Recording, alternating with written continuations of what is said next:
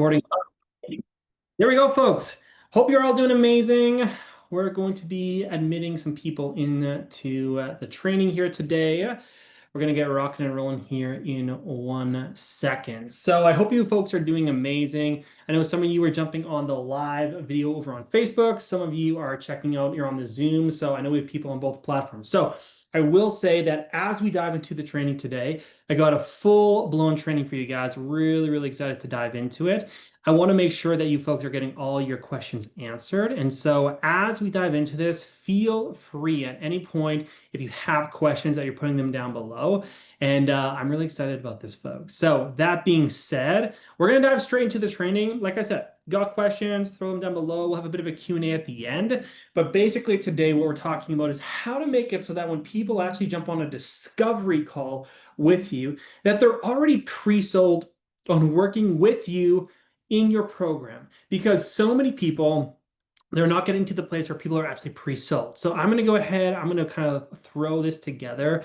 I'm going to go ahead and start to kind of present with you kind of this thing that I put together today. So we got Megan, we got Laura, we got Samantha, we got a bunch of people jumping on. So let's go ahead and dive into this, okay? So we got the training here today. It's on pre-selling leads, making sales easier. Now, this is really important because when we think about building a business, a lot of people want to make sales, okay? A lot of people want to get more clients, make sales, obviously make revenue and change people's lives. That's fantastic. I love all of that. But oftentimes, we feel like sales is so hard, and it's because you haven't done the right work before you sell to someone, okay? And so I want to actually tell you about how to pre-sell people, okay? Pre-sell is kind of, think of it like this. A lot of you probably have seen something online, let's say whether it's a certain kind of clothes or a certain gear that you want to buy, and then you went in person, you went to a store and you were already sold. Like you didn't, when you got to the store, you didn't have to think, am I going to buy this or not? You thought to yourselves, I'm absolutely going to buy this. Actually, here, throw it down below in the chat. Whether it's on Facebook or on Zoom here, what have you bought like this? For me, back in the day, I bought a bike this way.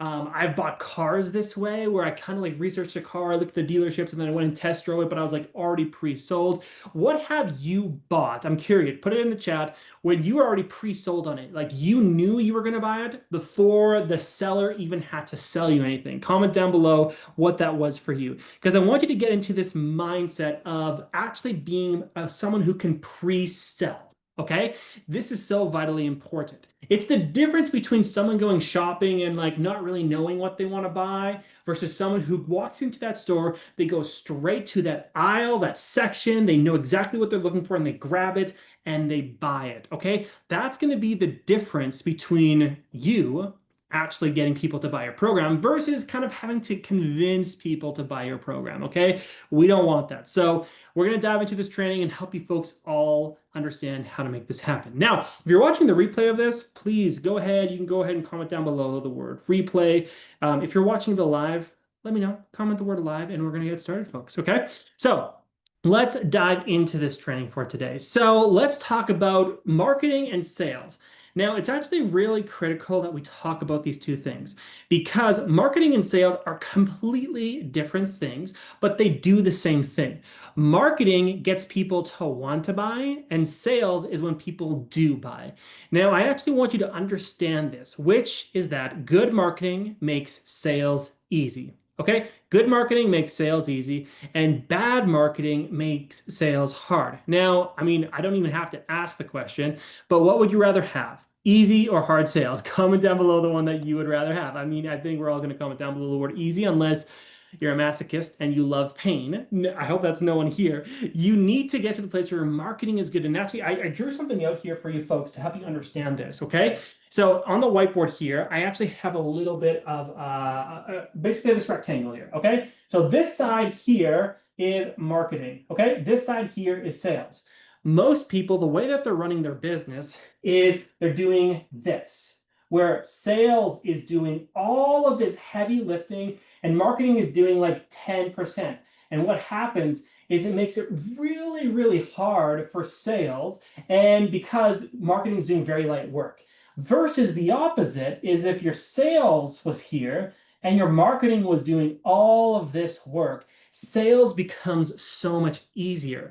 One of the things I wrote down below here is that marketing is the fuel, sales is the fitness. And I often think about this in like fitness and health terms because you folks know I'm a big athlete. I love all that kind of stuff, which is basically there's a lot of people who are trying to like work out and run really hard without ever like fueling their body, drinking enough water, eating the right types of food, and they're basically going to burn out. That's what happens when your marketing isn't very good.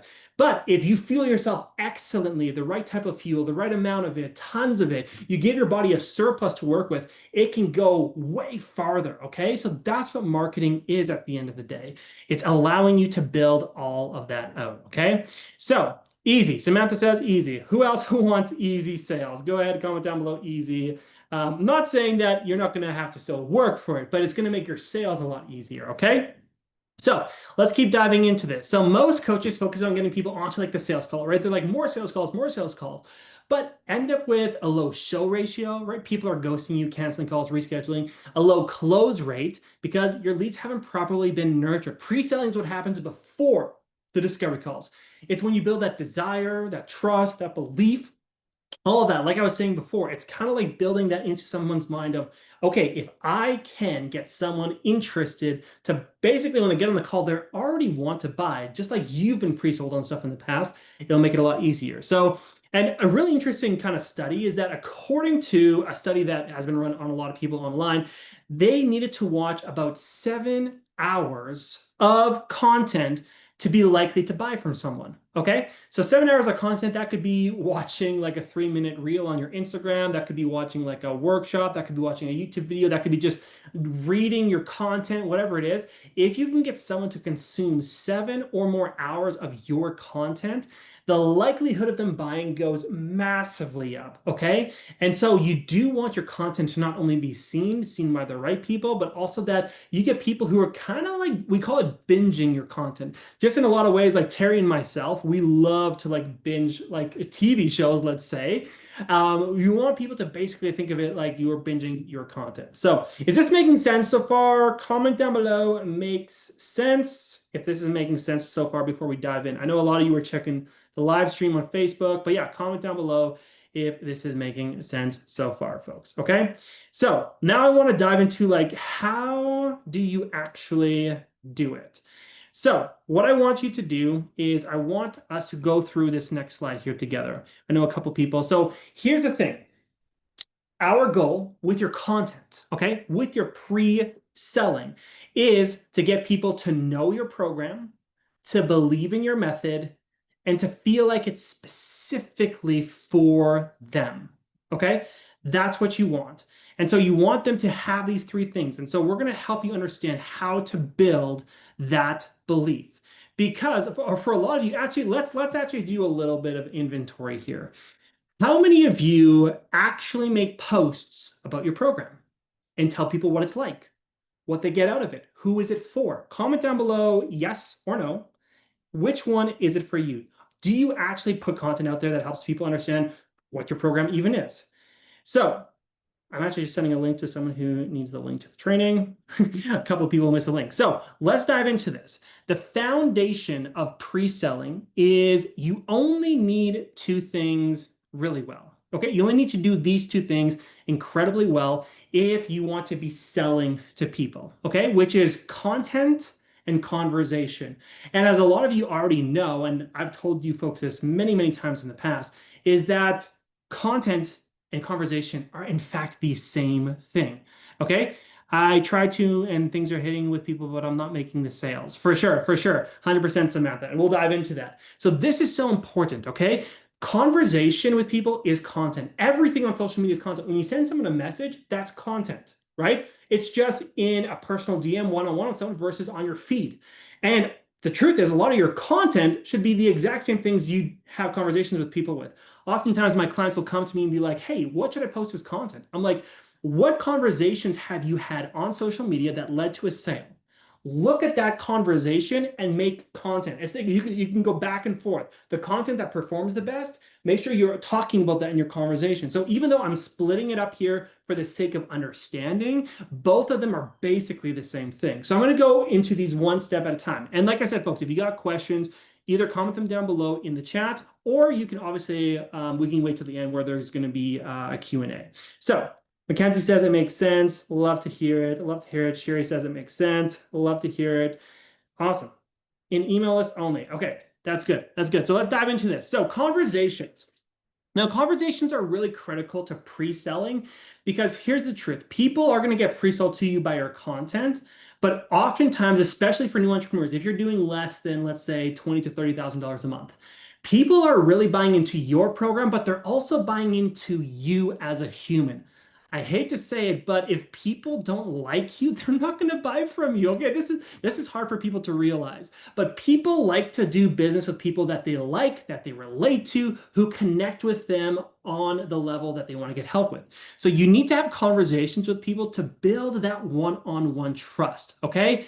That's going to be really, really critical for you because actually, I mean, I'm curious, how many of you watching here today feel like you know me personally because we've had some type of conversation? Comment down below, yes, if you feel that way. If you don't, I clearly not do my job well enough. No, I'm kidding.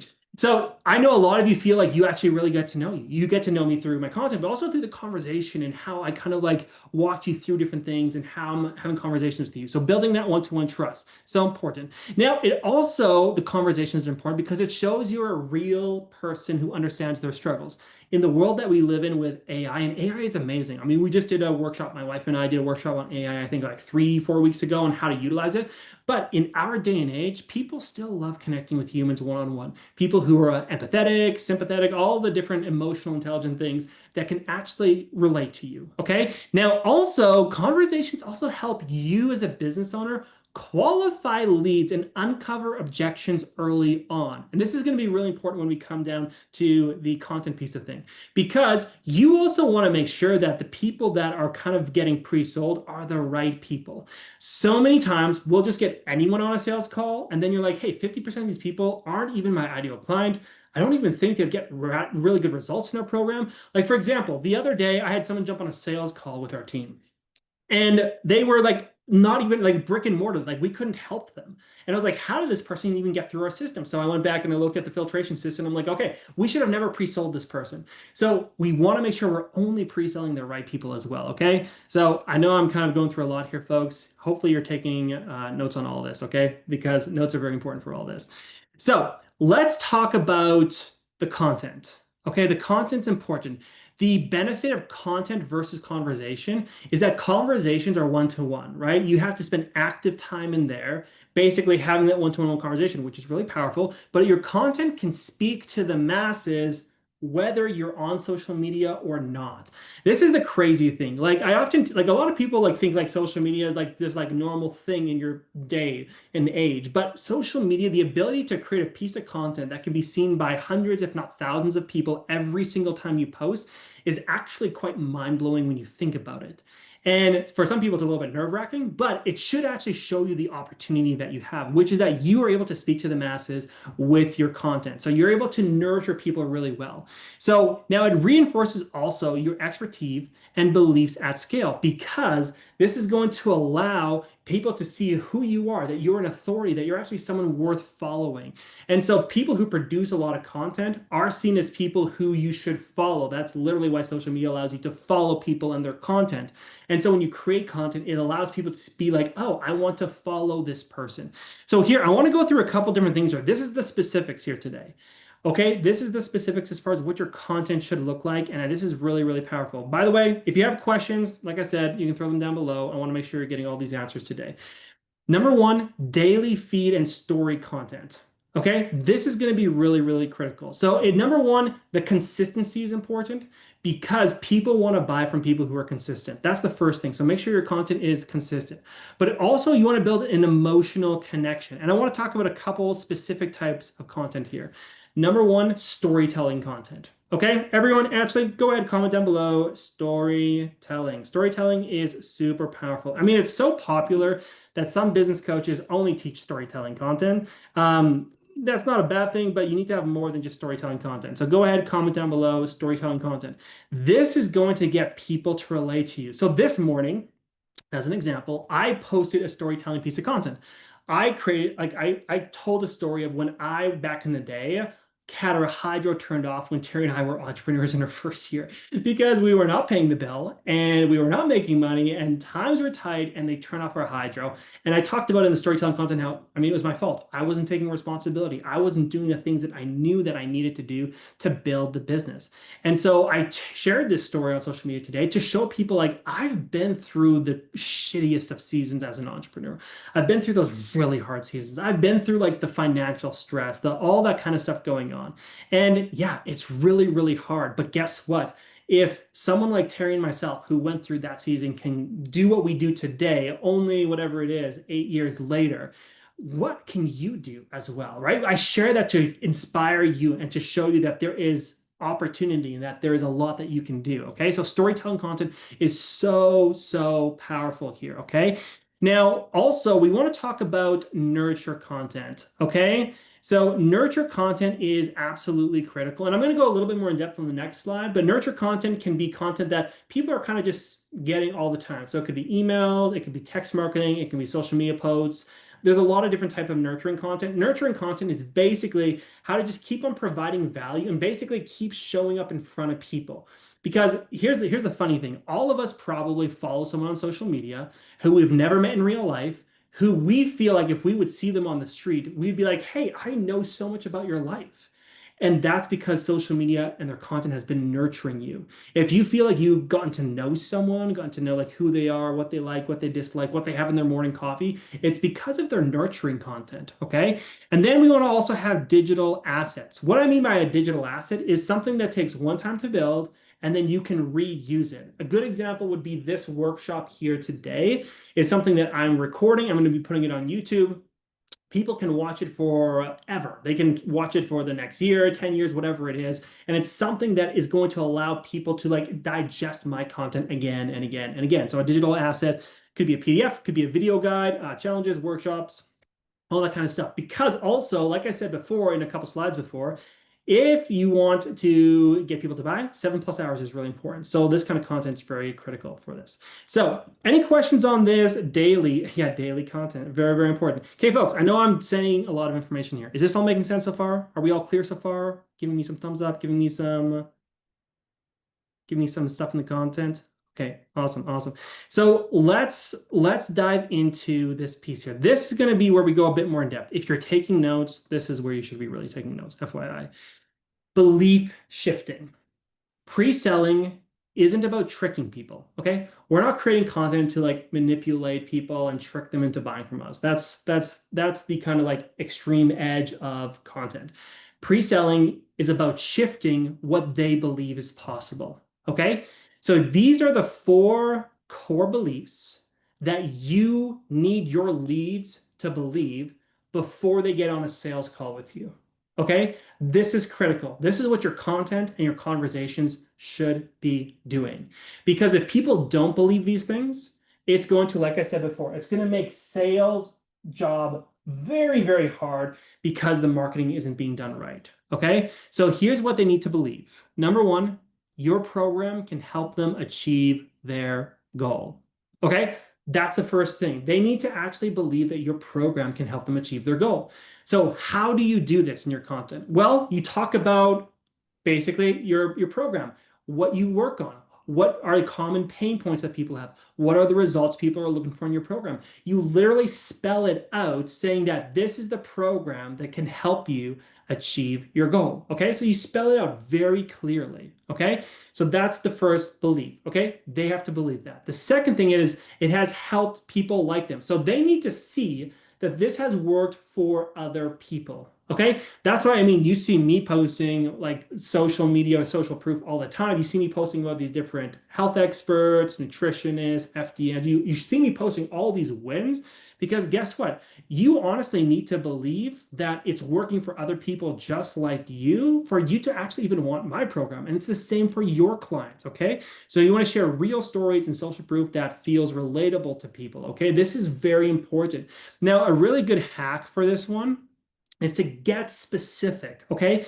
Which means that when you're sharing your clients' social proof, them winning, all that kind of stuff, get specific. Like if I was to share a testimonial, let's say I was like, hey, this nutritionist got to 20K months. Cool. That's awesome. But if I shared, hey, this nutritionist who's working a full-time corporate job, she has 3 kids, she's building a business in the crack of her lives, she doesn't have the time, but she's finding a way to make it, got to 20K months. So the specificity would speak to other working moms who have kids who need to make this work in the cracks of their lives, right? So you want to get specific. That's what I said, that mean when it says relatable here, okay? The relatability is really important. Now, if you're just general with your social proof, it will still be beneficial. It'll still be like, let's say 40 to 50% beneficial. But if you're super specific, like if like the more specific it is, the more relatable it is, the more belief you'll build with someone. So that's belief number 2. Okay. So now you can do this in content. Obviously, that's a very easy way to do it, but you can also do it in conversation. When you're having conversations with people, you can like if someone like, for example, people often know like, Ruben, I don't know if like your program will work for me. Like I'm so busy with da da da da da. And I'm like, honestly, those are the only types of clients we work with. All of our clients are busy. Most of them have full-time jobs. Most of them are parents. Most of them are da da da da. I share that in conversation because they need to see that this works for people who are busy, who have full-time jobs, who need to make it work in the cracks of their lives. I shared in content, I shared in conversation, both and, okay? Now, we have a question here. How do you get specific on mindset stuff? It's not about 20K, which is tangible. 100% Sherry. So this is a great one. So when you're thinking about sharing social proof, there's what we call tangible and intangible things that you can share. Okay. Now, even though as far as like mindset stuff goes, Sherry, there's intangible things, but if mindset makes a difference in real life. If your mindset work, like if you're a mindset coach, if you're helping someone with their mindset, they should see real changes in their lives. So you want to share those examples. If you help someone with their mindset and they were able to maybe quit their job and start a business, or they were able to leave a toxic relationship and find like their soulmate or whatever it is, you need to talk about the tangible and intangible things and share those stories. Okay, the stories, that's where like social proof and storytelling can blend so well. So that's what I would do if I were you, Sherry. Now, number 3, this belief. Your method is better than what they have tried. This is really important. I'm going to draw this out here for you folks, okay? Because this is very important. You're not marketing in a vacuum. What I mean by that is your client is here, okay? This is their journey. But these are all the past experiences that they've had, okay? Past experiences that they've had to try to get a result. And they're not going to buy something if they think that it's the same thing. For example, if I wanted to run a marathon and I hired a running coach, and basically I tried a couple different running coaches, none of them helped me run a marathon. I would not buy from another running coach if he said his method was the same, because I'd be like, no, no, no, been there, done that, tried that. It didn't work for me. So you have to make sure that your method is either better, different, or unique in some way for them to buy. Okay, so that's why method is really important. Okay, so you want to call out what hasn't worked for them and explain why your stuff is different. For example, you probably, if you folks have followed me for any length of time, you probably see me saying stuff like, hey, stop friending people on Facebook or going to networking events or just relying on word of mouth. Those can get you a little bit of clients, but if you really want 10K months, you need this strategy, our loop method, right? We have a method that is better than most strategies that people are trying. And therefore, when people come to us, they know that they're getting something different, unique, better, whatever it is. So this is something you want to explain again in your content and in your conversations, okay? That your method, your approach is better because of X, Y, and Z. It's not like the passings that they tried that didn't give them results because it wasn't set up to give them results, okay? So this is important. Belief shifting this. Now, the last one is it's worth the investment. Someone could think that your program is great for them, that it has helped other people, and that the method is good. But if they think that it's not worth what you're charging, they still won't buy. This is where you need to show them what is the worth or the value of working with you. If you're in the health space, you have to help them understand like how much pain they've gone through in the past couple of years, like how much they've maybe spent trying to figure this out but haven't figured it out. You need to show that the value, even if you're charging 2,000, 3,000, 4,000, whatever it is so much worth it that it's an easy sell. Okay, that's where something I talk about quite a bit. Like for example, like working with us, it's not cheap to work with us, but I often tell people if you invested, let's say, I'm going to pick a random number, $10,000 in stocks, okay? you'd be happy with a 10% return. So you'd be happy with making $1,000 per year. But let's say hypothetically you'd invest $10,000 in us, and in 7 to 8 months, you're making an extra $10,000 a month. That return is way better. Why would you spend it in the stock market if you can actually get a business making 10 grand a month, right? I will share those metaphors or those examples with people. Now, some of your work is not as tangible as making more money. I totally get that. But you do have to showcase how it helps people's lives change, how much better their lives are, and that the value is there. Okay? That's absolutely critical. If you don't do this, people will get on calls and be like, oh, this sounds so amazing. I'm not willing to spend that money. And a lot of you probably are getting that. You're probably getting people being like, oh, I would love to, but that's because they don't think the investment is worth it. So you have to help them understanding that the cost of inaction, of staying stuck, and the ROI of working with you is such a great extent that they're going to be willing to buy from you. Okay? Is this making sense, folks? Let me know. I know we're getting to some deep stuff here, but you want to think, and here's actually a piece of homework I would get you folks to do literally this next week. Look at your past week of content. Does your content help them understand how your program can help them achieve their goals? Does your content show that it has helped other people like them? Does your content explain how your method is better than what they've tried? And does your content showcase the value and that it's worthwhile to invest in your program? Ask yourself the question. If it's not, then it's a very clear reason why people aren't willing to pay or buy from you, or why sales is so hard. It's because you're getting people who are like, I don't know if this program is right for me. Like, yeah, like I don't know if it has helped other people. Maybe this method is the same as what I've tried in the past. I don't know if it's worth a dollar figure. And therefore, when you get on a sales call, you get to the pitch, and people have these objections being like, yeah, like it sounds good, but they're not really committing. They're like, I need to think about it. Like I'm not sure like I'd be willing to spend that amount to like get your program. That's all coming from these beliefs not being interested in your content. Okay? So I want to make sure that we're all absolutely clear on that. Buying is about belief. People need to believe in themselves, they need to believe in your program, and they need to believe in you. Those are the things that they need to believe in. So you need to, I'm going to go back here a little bit. Conversation and content. You need to go ahead and address all of this in both. And here's the truth. A lot of coaches, health coaches, mindset coaches are scared to address this in content and conversation. And they're like a little bit nervous to like promote their program and to share why they're better. And because they're kind of scared of standing out or being visible. But if you don't do this, your sales become so hard and you don't get the clients. So let's be confident, show up in the way that you actually know your business can show up, and start to get the clients. Okay. So one last strategy. I know we're going long here today, folks. I know it was going to only go for 30 minutes, but we got a little bit of extra time here, so that's totally fine. I want to talk about a pre-call strategy as well. Okay. So now I'm going to draw this out for you folks again, because I don't know about you, but I'm a visual learner. So we have what we call, this is the pre-sale method that I just talked to you about. Okay. So this is the pre-selling method that I just talked to you about. Okay. So that's pre-sales.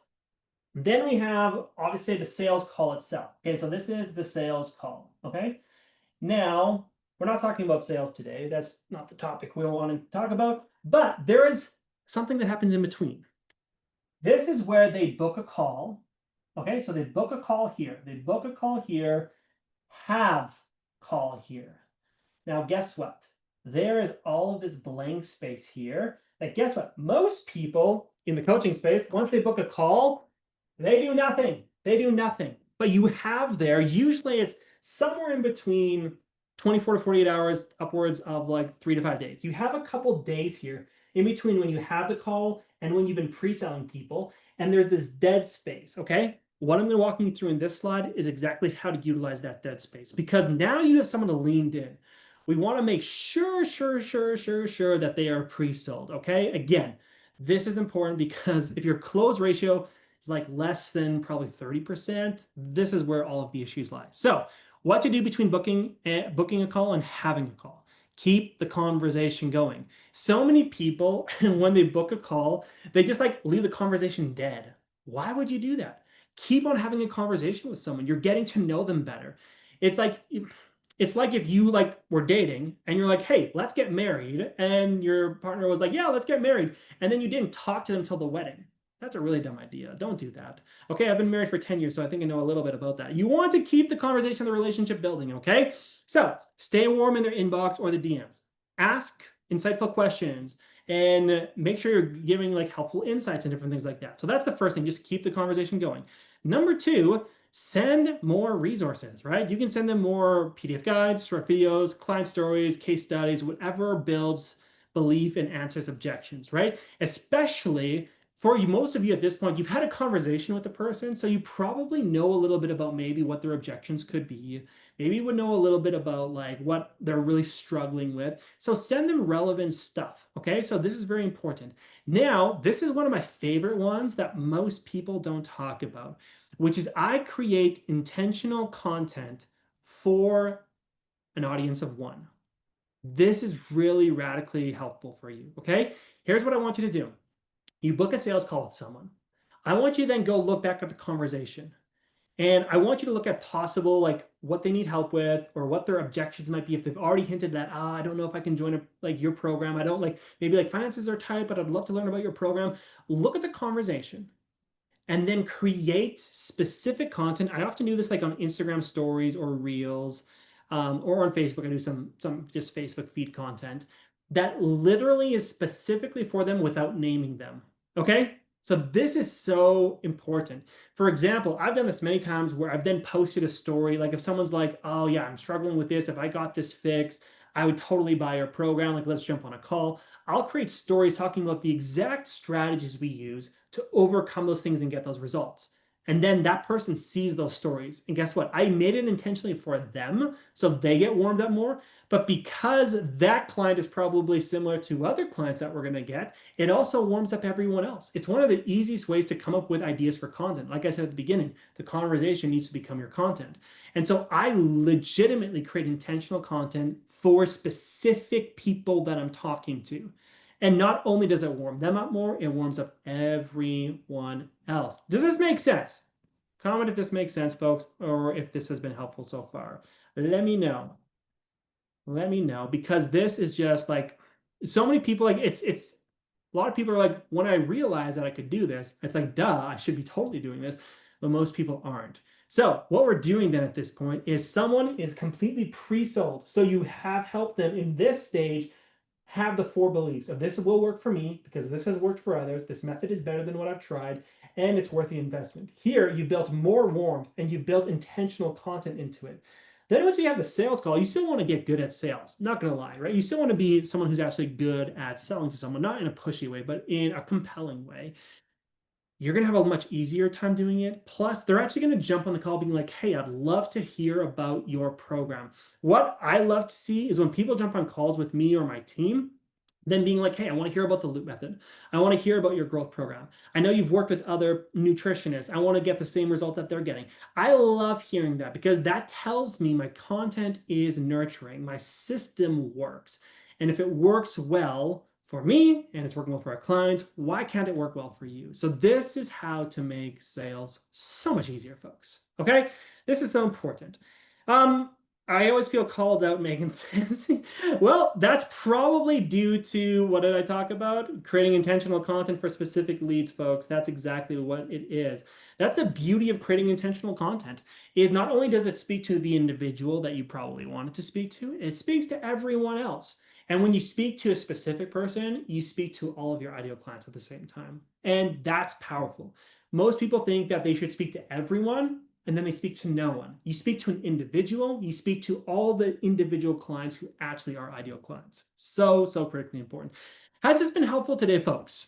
If yes, comment down below. We're going to go into a little bit of a Q&A right now. I'm going to take, I don't know, 4 or 5 minutes here to do Q&A.